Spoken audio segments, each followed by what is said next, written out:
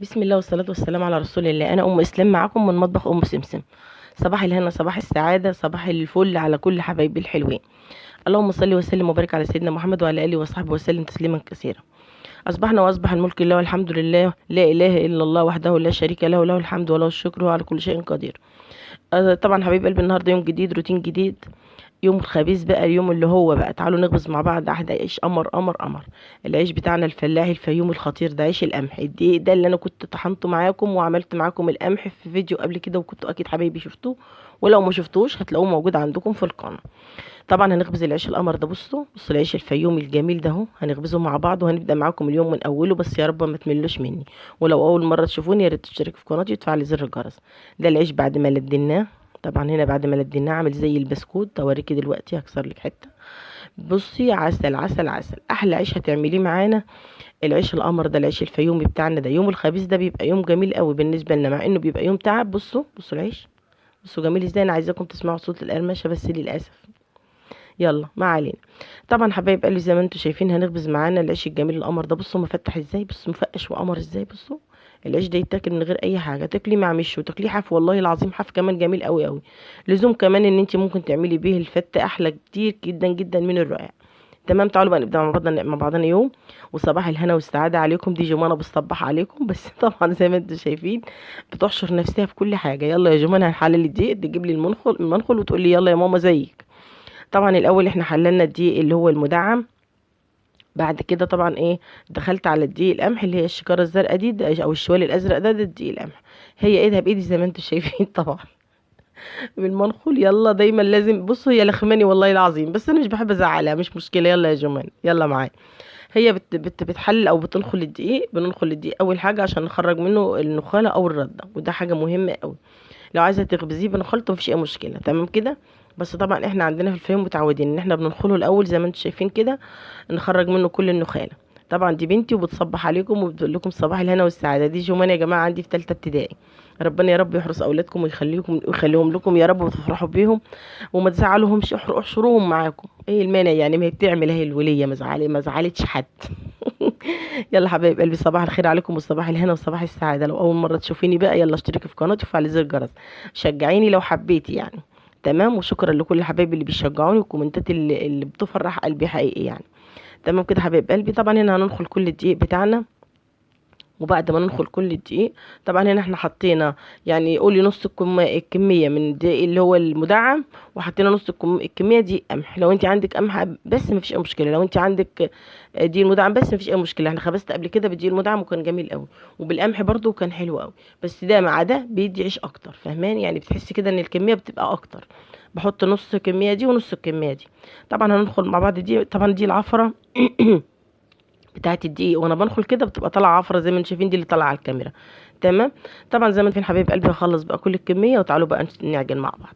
اللهم صل وسلم وبارك على سيدنا محمد وعلى اله وصحبه وسلم تسليم كثير. ده طبعا الدقيق بتاعي بعد ما نخلناه. هنزل بقى بثلاث معالق كبار من الخميره، وما تزوديش خميره لان الجو حر. لان طبعا الكميه كانت ما شاء الله كتيره، فطبعا لو حطيتي خميره كتيره مع الخبيز بقى هيفشون منك وتبصي تلاقيه باظ منك، لان بيزيد عليه الخمر. فانا ما حطيتش الا 3 معالق من الخميره بس. والكميه دي كانت حلوه يعني، الكميه دي كانت حوالي 25 كيلو ما شاء الله، او يمكن 30 كيلو كمان. انا بصراحه مش وزنه، بس انا بقول لك كده بالبركه. تمام. طبعا زي ما انتم شايفين، وحطيت معلقتين كبار من الملح. والملح ده لازم لازم لازم في كل حاجه لازم تحطي الملح.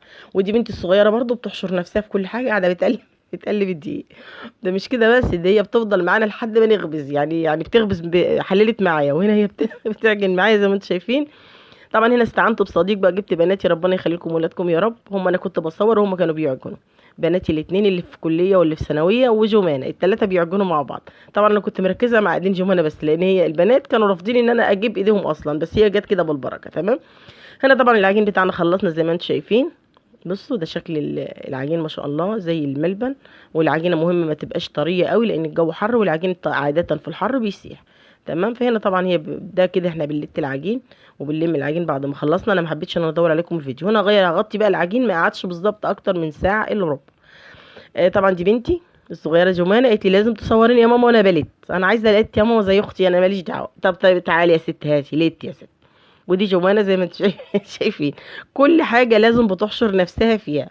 ودي عاده بصوا يعني دي مش وحشه بصراحه، انا بتبسط منها ومش بحب ازعلها. فيلا يا جمانه لتي العجين. هنا يا جمانه طبعا لتت العجين زي ما انتم شايفين. هسلكي ايدك بقى يا جميله ماما عشان نغطي العجين كفايه كده حلو قوي. هي مش عايزه، لا ماليش دعوه اعملي تاني، انا عايزه تاني يا لتي. يلا يا ماما ماشي يا ست خليكي لتي. يلا بصوا بصوا الجمال، بصوا شطوره ازاي. صلوا على النبي بقى حبايب قلبي، اللهم صل وسلم وبارك على سيدنا محمد. انا سبت العجين كده لحد ما اختمر. العجين اختمر هنا حوالي، بصوا انا كنت بعمل العجين عشان اوريكم هو اختمر ازاي. ما شاء الله ما شاء الله، الحجم تضاعف والطش تتملى زي ما انتم شايفين. هنا طبعا هعري العجين عشان ما يفورش ويشر من الطش بتاعي او من الطبق اللي انا عاجنه فيه. تمام. هنا طبعا هرش الرده، والرده دي النخاله اللي خارجه من القمح واللي خارجه من الدقيق المدعم، يعني ده بيخرج منه نخاله وده بيخرج كميه النخاله ما شاء الله كانت، يعني كانت كتيره ووفيره. وده طبعا زيت. انا هنا هقطع بزيت وميه، بحط حبه من الزيت على حبه، يعني حوالي كوبايه من الزيت على كوبايه من الميه. تمام كده. وهقطع بقى طبعا معاكم. هنا احنا هنعمل العيش الكبير بتاعنا الفيومي القمر. مش انا كنت خبزت فيديو قبل كده في فرن البوتاجاز عيش للبنات اللي هم المبتدئين. اما ده العيش ده بقى ما ينفعش خالص انت مبتدئه تبداي بيه، لان بصراحه بيبقى صعب في خبيزه. بس طبعا الشطار قصدي التكرار بيعلم من الشطار. فانت لو حابه تجربي جربي في حبه صغيره. تمام كده حبيب قلبي. هو سهل قوي لو حطيتيه في دماغك ان انت تتعلميها تتعلميه. تمام. طبعا هنا انا هقطع العجين بتاعي زي ما انتم شايفين، ايدي في الزيت او الميه دي والايد التانية في العجين. الايد دي ما بتلمسش العجين خالص، فعشان كده الايد دي بتبقى محفصه ودي على طول نظيفه. هنا اقطع العجين زي ما انتم شايفين، وحاولي ان انت تسويه وتظبطيه زي ما انتم شايفين كده حبايب قلبي. اللهم صل وسلم وبارك على سيدنا محمد وعلى اله وصحبه وسلم تسليما كثيرا.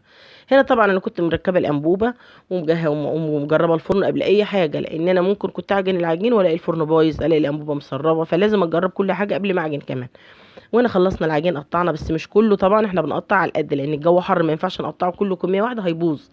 احنا بنقطع حوالي 15 20 رغيف كده وبنبدا نخبز. احنا تعالوا بقى نطلع عند الفرن عشان نخبز مع بعض. وبعد كده بتبقى واحده من بناتي بقى ما شاء الله عليهم ربنا يخليكم ولكم يا رب، بتبقى واحده منهم عند طشت العجينه على طول الرغيف الصينيه اللي تفضى على طول بتقطعها، الصينيه اللي تفضى على طول بتقطعها زي ما انتم شايفين كده. هنبدا بقى نخبز مع بعض. اول حاجه بسم الله، ده كان اول رغيف. اللهم صل وسلم وبارك على سيدنا محمد. هنا احنا بنحط على الرمايه او المطرحه بتاعتنا بنحط حبه من الدقيق على حبه من الرده، يعني باخد طبق دقيق على طبق رده واقلبهم مع بعض كده وابدا اخبز بيه. تمام كده. طبعا هنا ولعنا الفرن بتاعنا، والفرن بتاعنا الفعل بتاعنا ده بتاع الفرح بتاعي بقى له 24 سنه. طبعا الحمد لله ان هو لسه شغال. احمدك واشكر فضلك يا رب. طبعا زي ما انتم شايفين هريح الرغيف بقى، بطاطي الاول حروفه كده وبعدين ريحي بقى ريحي كده زي ما انتم شايفين. زي ما انتم شايفين بصي هو سهل قوي قوي. هو بصي السهل الممتنع زي ما بيقول، يعني هو سهل قوي بس لازم تبقي انت حاطه في دماغك ان انت حابه تتعلميه. ما ينفعش يعني لازم تتعلمي، يعني حطي في دماغك ان انا عايزه اتعلمه خلاص هتتعلمي. جربي في حبه صغيره، كل مره الحبه تكتر هتلاقي نفسك ان انت بقيتي ما شاء الله مية مية واستاذه في الخبيث. تمام كده. اللهم صل وسلم وبارك على سيدنا محمد وعلى اله وصحبه وسلم تسليما كثيرا. ده كان اول رغيف. طبعا لسه انا ببدا على طول مجرد اخلص الجو حر مش بسيبه حتى 10 دقايق. انا بخلص اخر رغيف واطلع اولع الفرن لان الجو عشان كان حر. فمهم قوي ان انت ما ترقديش العجين كتير، لازم تقطعي على القد وتخبزي على طول اول باول. فهنا كان لسه مرتاحش عشان كده الرغيف ما ملاش الرمايه قوي او المطرحه بتاعتي قوي. تمام. بس طبعا في كل الحالات هي كانت المطرحه كبيره او الرمايه كبيره والرغيف كان صغير فعشان كده ما ملهاش. تمام كده. طبعا هنا هنرمي الرغيف في الفرن وهوريكم الامر وهو طالع من الفرن. اللهم صل وسلم وبارك على سيدنا محمد. كده انا رميته لازم اقفل عليه الباب بما ان انا طبعا عايزه اصور ما بيقومش الرغيف ما بيقبش، انا لازم اقفل الباب. تمام. بس انا كنت حابه ان انا اوريكم كل مراحل الخبيز بتاعتي. طبعا دي بنتي اللي في ثانوي عام، ودي فوق جمانه برضو قاعده محشوره، هي عماله تتخانق معاها وتقول لها هاتي الرمايه هاتي المطرحه، وهي طبعا يا جماعه ماشي انا واحد وانت واحد العابي وخلاص، بس انا واحد وانت واحد. فطبعا هنا دي بنتي زي ما قلت لكم اللي في ثانوي، ودي جمانه اللي انا قلت لك عليها. طبعا هنا طبعا ده الرغيف اللي في الفرن ما شاء الله زي ما انتم شايفين حبايب قلبي. هنا طبعا رغيف تاني عبال ما اللي في الفرن يستوي اكون انا عملت واحد تاني على طول ده بيحصل ده على طول ده بيحصل ده على طول. وده كان يومنا حبايب قلبي. يا رب يكون يومنا خفيف عليكم، يا رب يكون يوم، بص هو اليوم ده بيبقى يوم تعب بس يوم ممتع. انا عن نفسي بحب يوم الخميس والله العظيم، بس البنات بالامانه بيكرهوا ليه بقى؟ لان الشقه بتتبهدل اللي بيتبهدل. احنا هنا بنخبز على السلم زي ما انتم متعودين معانا. هو يعني بصي الشقه بتتبهدل لان طبعا هنا دي فيه هنا رده، انت بتنزلي وتطلعي رجلك بتاخد رده من هنا تدخل جوه.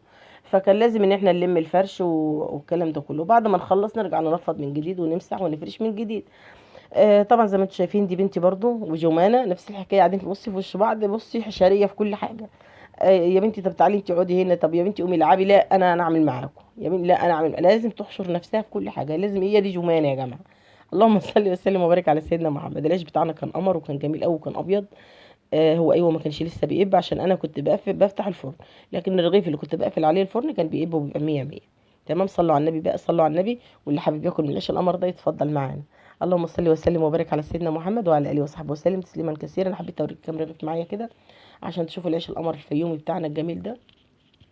عيش القمح الجميل، وده القمح اللي انا كنت خبزته اسفه غسلته وطحنته معاكم، يعني ده القمح، دي القمح والعيش ده القمح اللي انا غسلته معاكم. بصوا كان طالع منور من الفرن ما شاء الله، زي ما انتم شايفين حبايب قلبي.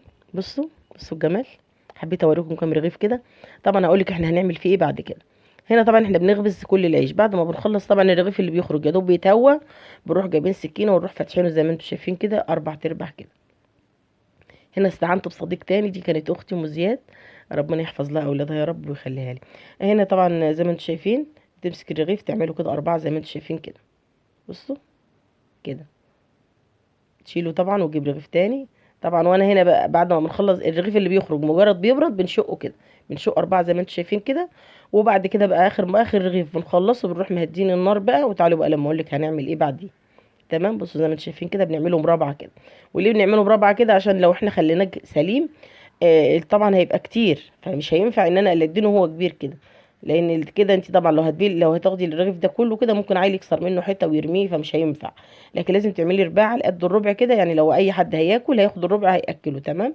زي ما انتم شايفين هنا طبعا الفرن بتاعي بعد ما خلصت خبيز ههدي النار بقى وابدا ادخله بقى عشان الدهن. هنا احنا بنلدن العيش، دي بقى اسمه التلدين. يعني هنا احنا هنلدنه بقى، هنلدنه ندخله الفرن بقى عشان يبقى بيقرمش. اللي انت بتشوفيه لو انت بتشوفيه بيتباع ولا هنا ولا هنا، هو ده العيش القمر بتاعنا زي ما انتم شايفين كده. طبعا يا رب يكون الفيديو خفيف على قلوبكم حبايب قلبي، يا رب يكون اليوم حلو وما مليتوش مني. زي ما انتم شايفين ده العيش الجميل بتاعنا. عيش كان قمر قمر قمر، حاجه كده تفتحي النفس. بصي بقى مهم قوي يوم الخميس ده زي ما قلت لك قبل كده احنا بنخبز كده، اهم حاجه بقى واحنا بنخبز هاتوا طبق المش، ده اهم من اي حاجه، طبق المش مع العيش القمر ده. بصوا ده العيش بتاعنا. هنا بقى طبعا بنلمه وبنطلعه على صينيه. وفي بنت بقى جنبي من بناتي ربنا يخليكم اولكم يا رب، بتاخد العيش بقى ده تفرطه على اي تفرط اي مفرش اي ملايه اي حاجه جوه كده على الارض، وتفرط عليه العيش ده عشان ينشف. وده شكله طبعا هنا زي ما انتم شايفين ما شاء الله. الكميه كانت حلوه الله اكبر يعني. وده كان شكله، حابه اوريكم واحد واكسر لكم منه حته عامل زي البسكوت، مع ان هو لسه يدوب خارج من الفرن يعني ما بنلحقش يبرد. احنا بنسيبه هنا بقى يبات او ممكن يقعد يومين كمان لحد ما ما نلاقيه نشف خالص. بصوا بصوا بيقرمش ازاي العيش، كان قمر قمر قمر. يلا حبايب قلبي قوموا تشجعوا بقى كده، كان يوم حلو يا رب ان شاء الله يكون ايامكم كلها حلوه، وربنا يا رب يحسن ما بين ايديكم حبايب قلبي. قوموا يا رب تشجعوا، لو عندك اي حاجه قومي اعمليها ما تقعديش كده زهقانه. يلا حبايب قلبي ربنا يحسن ما بين ايديكم يا رب، ويا رب يكون الفيديو خفيف على قلوبكم واترككم في رعايه الله وامنه. والسلام عليكم ورحمه الله وبركاته.